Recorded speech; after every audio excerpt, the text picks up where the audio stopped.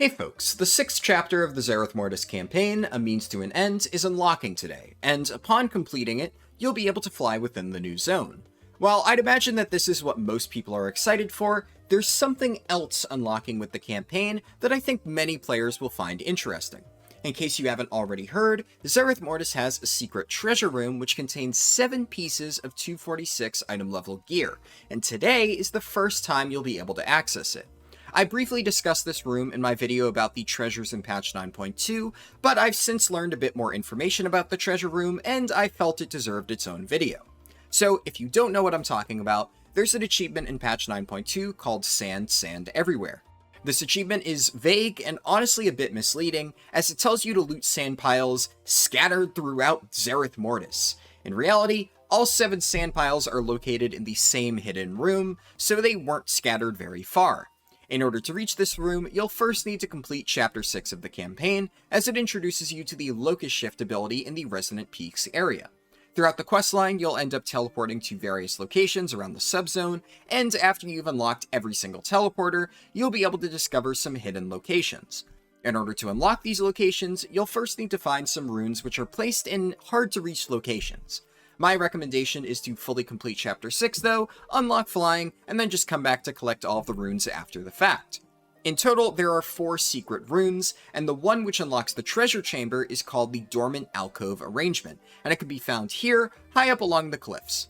The other 3 runes unlock additional chambers, and I'll show footage of myself finding them in the background, but I'm not actually going to be discussing these chambers in any further detail within this video. I tested them out on the PTR a while back, and they just don't really have anything super exciting, so it's not worth covering here. If you are curious to learn more about what these 3 chambers have, I'd recommend checking out my Treasures of Patch 9.2 video, as I go into a bit more detail there. You can find a link to that video in the description.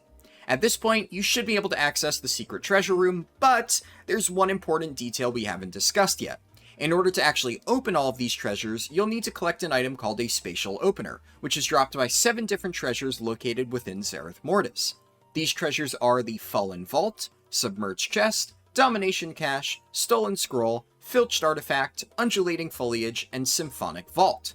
Once again, if you want to know how to actually unlock one of these treasures, my guide should contain everything that you actually need to know. Once you've unlocked the Dormant Alcove teleporter point and collected all 7 Spatial Openers, you'll need to reach 60 Cosmic Energy within the Resonant Peaks area. To do this, you just need to kill some of the Devourers that are located within the Giant Beams of Light, and after you get 60 energy, you can head inside the main building and select the first option on the teleporter. This will bring you to a side room with 2 different teleporter consoles. The one directly in front of you connects to locations on the main network, but the teleporter in the back of the room allows you to access the hidden locations. From here, just select Dormant Alcove and you'll find yourself in the secret treasure room.